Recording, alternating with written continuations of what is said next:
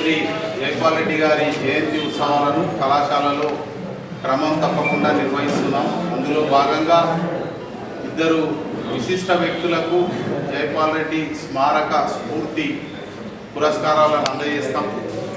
వాటికి పట్టణానికి పెద్ద దిక్కు శ్రీ మనోహర్ రెడ్డి గారు మరియు తెలంగాణ రాష్ట్ర సంగీత నాటక అకాడమీ తొలి చైర్మన్ అయిన శివకుమార్ గారు వారిద్దరిని జడ్జిలుగా నియమించి రిక్వెస్ట్ చేసి వారు 2 మంచి పేర్లను ప్రపోజ్ చేయమని చెప్పడం జరిగింది. అదేవిధంగా మా కళాశాల సెక్రటరీ గారు ఆ రోజుల్లో కళాశాల స్థాపనకు తన 25 ఏకర్స్ను కాలేజీకి డొనేషన్గా ఇచ్చి ఈ రోజు వరకు కూడా నేను అతను ఒక ఆడెద్దుల్లాగా జోడెద్దుల్లాగా కళాశాలను నడిపిస్తున్నాం. ఇప్పుడు పెద్దలు మనోహర్ రెడ్డి గారిని వేదికపైకి రావాల్సిందిగా సవినయంగా కోరుతున్నాం.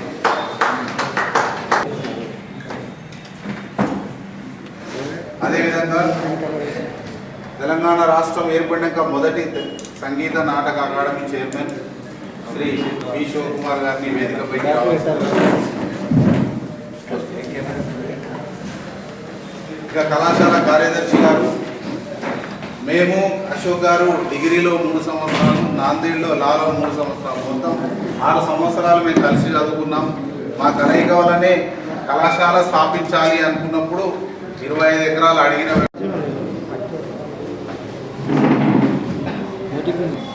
ప్రతి సంవత్సరం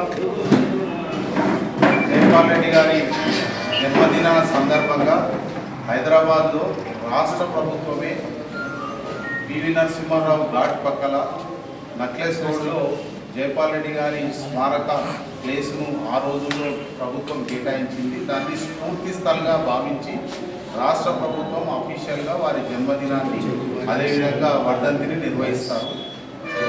అక్కడ హైదరాబాద్లో ప్రారంభమైనప్పటి నుంచి మనం కూడా మహబూబ్ నగర్లో జైపాల్ రెడ్డి అంటే స్ఫూర్తి. ఎందుకు స్ఫూర్తి అంటే అంగవైకల్యాన్ని అధిగమించి చిన్న మాడుగుల అనే ఒక పల్లెటూరులో కుగ్రామంలో జన్మించి ఉత్తమ పార్లమెంటేరియన్ అయి కంటిన్యూస్లీ 50 సంవత్సరాలు పదవిలో ఉన్న మన జిల్లా నుంచి ఏకైక వ్యక్తి జైపాల్ రెడ్డి గారు. వారిని స్ఫూర్తిగా తీసుకొని అందరూ ముందుకు వెళ్ళాలనే ఉద్దేశంతో హైదరాబాద్లో స్ఫూర్తి స్థలంగా ఆయన ప్రాంగణాన్ని నామకరణం చేయడం జరిగింది. ఇక్కడ మనం కూడా జయప్రకాష్ నారాయణ కాలేజ్ ఆఫ్ ఇంజనీరింగ్లో ఇవ్వబడేటువంటి ప్రైజులకు జైపాల్ రెడ్డి స్మారక స్ఫూర్తి అవార్డుగా మనం నామకరణం చేసినాం. ఈ సంవత్సరం 2 విశిష్ట వ్యక్తులను మేము పెద్దలు మనోహర్ రెడ్డి గారు, శివకుమార్ గారు ఇద్దరిని ఐడెంటిఫై చేసి వారికి సంబంధించిన వివరాలను పెద్దలు మనోహర్ రెడ్డి గారు మరియు శివకుమార్ గారు తెలియజేయాల్సిందిగా కోరుతున్నాను. జైపాల్ రెడ్డి గారి జ్ఞాపకార్థం ఏపీఎన్సీ కాలేజ్ వైద్యులు వారు అయితే నిర్వహిస్తూ ఉన్నారు. అది చాలా అభినందనీయం. ప్రతి సంవత్సరం కూడా 2 విశిష్ట వ్యక్తులను ఎన్నుకొని వారికి గౌరవ సూచకంగా కాలేజీ నుంచి అభిమానించడం, సన్మానించడం, పారితోషికం కూడా ఇవ్వడం జరుగుతూ ఉంది. ఈ కార్యక్రమం ఈరోజు మనం జరిగే కార్యక్రమం ఇది 3వ సంవత్సరం కార్యక్రమం. మొదటి సంవత్సరంలో ఎంపిక చేసిన 2 వ్యక్తులు ఎవరంటే మహబూబ్నగర్లో ఎక్కడ ఎవరు చనిపోయినా ముందుండి ఆ కార్యక్రమం జరిపించి శ్మశాన వాటికి తీసుకుపోయి అన్ని లాంఛనాలతోన ఏ కులం వారికి ఆ కులం లాంఛనాలను నిర్మిస్తూ రమేష్ గారు అంత్యక్రియలు పూర్తి చేస్తారు. కోవిడ్ సమయంలో కూడా ఇంటి వ్యక్తుల దగ్గరికి రానప్పుడు కూడా రమేష్ ఎమ్మడుండి ఆ కార్యక్రమం చేయడం అది చాలా పెద్ద విషయం. అటువంటి వ్యక్తిని ఎన్నుకొని జేపీఎన్సీ వాళ్ళు మొదటిసారి గౌరవించడం జరిగింది. రెండోసారి తీసుకుంటే మొదటిసారి 2వ వ్యక్తి ఎవరంటే ప్రభులింగ శాస్త్రి గారు. ప్రభులింగ శాస్త్రి గారు ఎక్సైజ్ డిపార్ట్మెంట్లో ఉద్యోగం చేసిన ఆయన ఇంగ్లీష్లో మంచి పోయిట్, చాలా పుస్తకాలు ఆయన రాయడం జరిగింది. ఆయన కూడా అంగవైకల్యుడే.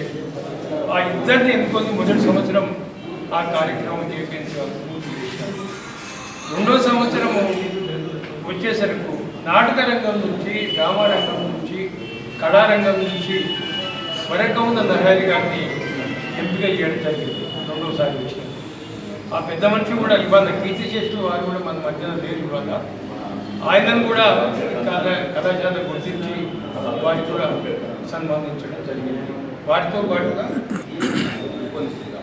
తుప్పల్లి శ్రీరామ్ ఇద్దరు కూడా కళారంగానికి చెందిన వారే. ఆ పెద్ద మనిషిని కూడా ఎన్నిక చేయడం జరిగింది. ఈసారి శివకుమార్ గారితో మాట్లాడితే లాస్ట్ టైమే కళారంగం నుంచి తీసుకున్నారు కనుక ఈసారి ఇంకొక రంగం నుంచి తీసుకుంటే బాగుంటుందని వారి అభిప్రాయం చెప్తూ రామరెడ్డి గారు ఏదైతే ఉన్నారో మహబూబ్నగర్లో పోతుల రామరెడ్డి గారు, వారి వయసు 84 సంవత్సరాలు. వారు వృత్తిరీత్యా తెలుగు అధ్యాపకులు, లెక్చరర్గా పనిచేసి రిటైర్డ్ అయ్యారు. ఇప్పటికీ ఆయన సైకిల్ ఇడవలేదు. ఎక్కడికి పోయినా సైకిల్ మీద పోవడం, అంతా మా ఇంట్లో పూజ ఉంది, మా గుళ్ళో పూజ ఉంది, మా గుళ్ళో ఈ కార్యక్రమం ఉంది, మీరంతా తప్పకుండా రావాలని.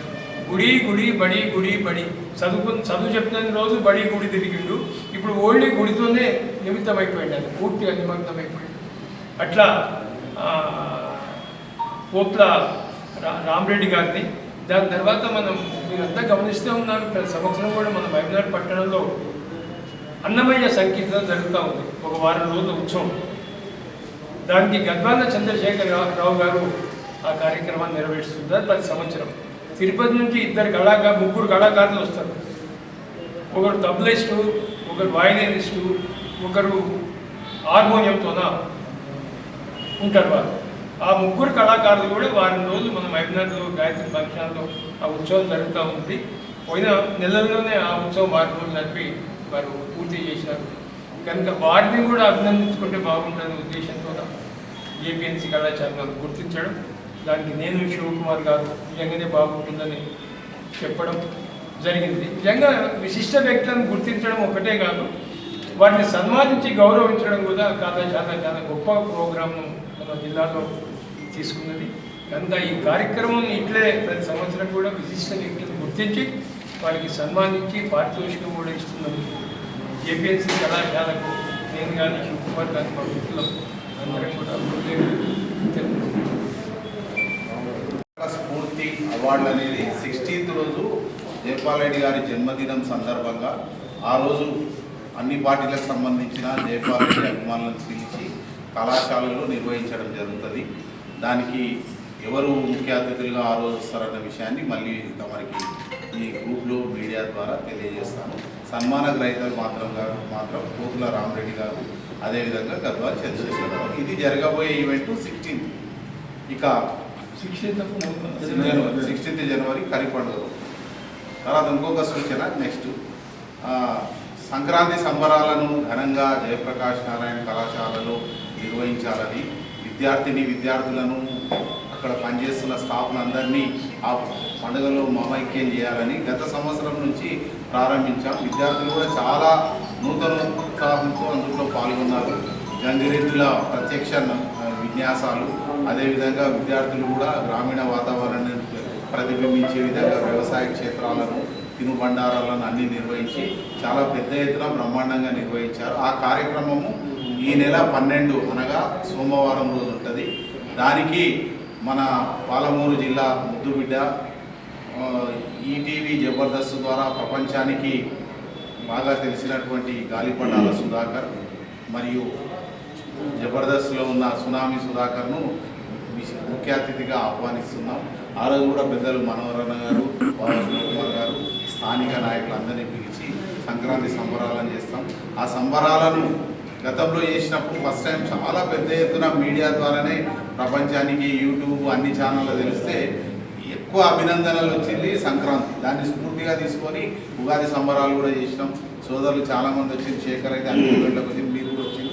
ఈసారి కూడా దయచేసి ఒక వినూత్నంగా మన సాంప్రదాయాలను ప్రతిబింబించే విధంగా విద్యార్థుల్లో కూడా కొంచెం ఉత్సాహం పెరిగే విధంగా చేయబోయేటువంటి సంక్రాంతి సంబరాలకు మీరందరూ రావాలని, మిమ్మల్ని ఇబ్బంది పెట్టొద్దని 13th రోజు బదులు 12కే పెట్టుకున్నాం. 13th, 14th, 15th పండుగ, 16th రోజు రావాలి, 12th కూడా రావాలని జేపీఎన్సీ తరఫున ఆహ్వానం.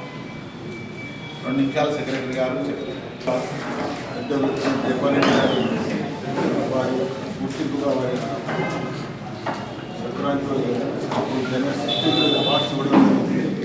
దానికి గాను పెద్దలు మనోహర్ గారు, శివకుమార్ గారు నిర్ణయించిన ప్రకారం గద్వాల చంద్రశేఖర్ రావు గారు, రామరెడ్డి గారిని అవార్డు గుర్తించడం జరిగింది. జయప్రకాష్ నాయుడు పాదయాత్ర ఈ అవార్డుతో పాటు చాలా సేవా కార్యక్రమాలు చేయడం జరిగింది. దాంతోపాటు చెరువులు గారు చెప్పినట్టు పండుగలు అంటే మన విద్యార్థులు సాంస్కృతిక మన పండుగలను మర్చిపోయే విధంగా అన్ని సంక్రాంతి పండుగ, ఉగాది పండుగ అన్ని కూడా పండుగలతో పాటు కులాలు మతాలకు అతీతంగా మేము అన్ని మతాలకు విధంగా రంజాన్ పండుగ కూడా కాలేజీలో చేయడం జరిగింది. ఇఫ్తార్ విందు కూడా చేయడం. దాని పరంగా మీ అందరికీ కూడా ఒక రిక్వెస్ట్ ఏంటంటే సంక్రాంతి పండుగ సంబరాలతో పాటు ఈ అవార్డుల కార్యక్రమం పెద్ద ఎత్తున మీ ద్వారా ప్రచారం చేశారని చెప్పి ఆశిస్తూ ఈ కార్యక్రమం జయప్రదం చేయాలని చెప్పి అనుకుంటూ మీరందరూ ఇక్కడ వచ్చి ఈ కార్యక్రమంలో మా గుర్తింపు అవార్డుల రైతుల పేర్లను అందరికీ ప్రకటిస్తారని ఆశిస్తున్నాము. సంతోషంగా ఉంది. గత సంవత్సరం కూడా నేను ఈ అవార్డు కార్యక్రమంలో పాల్గొన్నాను. ఈ ఆలోచన అనేది రవికుమార్ గారికి రావడం చాలా సంతోషదాయకమైనటువంటి విషయం. రవికుమార్ గారు అంటే తన జీవితాన్ని జీరో నుంచి స్టార్ట్ చేసి కాలేజీలు స్థాపించే లెవెల్కి పోయినాడంటే ఆయన స్వయం కృషి వల్లనే ఈ లెవెల్కి జరగడం జరిగింది. ఆయన ఎన్నడూ మాట్లాడినా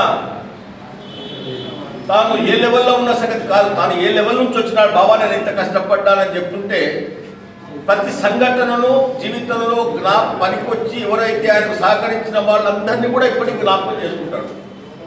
ఎవరిని మరవలేదు.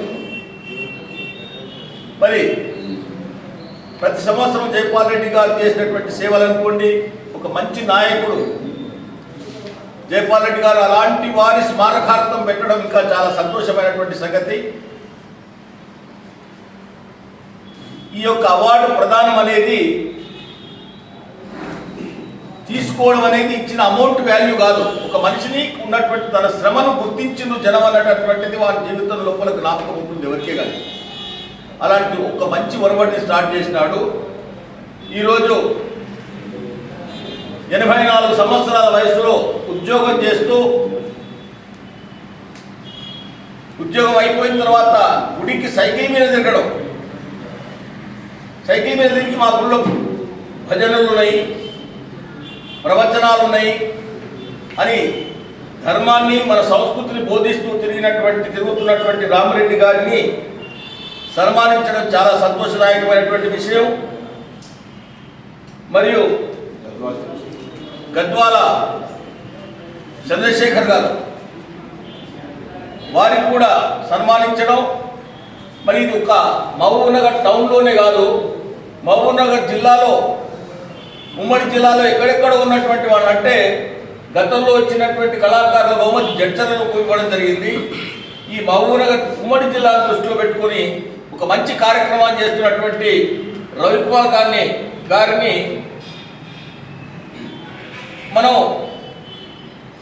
వారిని ఎంకరేజ్ చేయవలసినటువంటి అవసరం ఉన్నది. బహుమతులు ఈ యొక్క దీని కొరకని పోటీ చాలా ఉంటుంది. ఈ సంవత్సరం రాని వాడికి వచ్చే సంవత్సరం వస్తుంది అవార్డు. ఆ విధంగా ఒక మంచి పొరబడిని ప్రారంభించినటువంటి రవికుమార్ గారికి హృదయపూర్వకంగా ధన్యవాదాలు తెలుపుతూ ఈ కార్యక్రమంలో పాల్గొన్నటువంటి మనోహర్ రెడ్డి గారు మిగతా మిత్రులు ఇద్దరికి కూడా హృదయపూర్వకంగా ధన్యవాదాలు చెప్తూ ముగిస్తున్నాను. జై హింద్. మీ వ్యాపారం అభివృద్ధి కావాలని కోరుకుంటున్నారా? అయితే వెంటనే క్యూనస్ని సంప్రదించండి. Schools, colleges, banks, shops, office promotions, land promotions, political promotions, restaurant promotions, hospital promotions, పుట్టినరోజు వేడుకలు, శుభకార్యాలు, వ్యాపారాలు ఏవైనా, సందర్భం ఏదైనా ఇప్పుడే క్యూనస్ ద్వారా తెలియజేయండి. మీ వ్యాపారాన్ని అభివృద్ధి చేసుకోండి.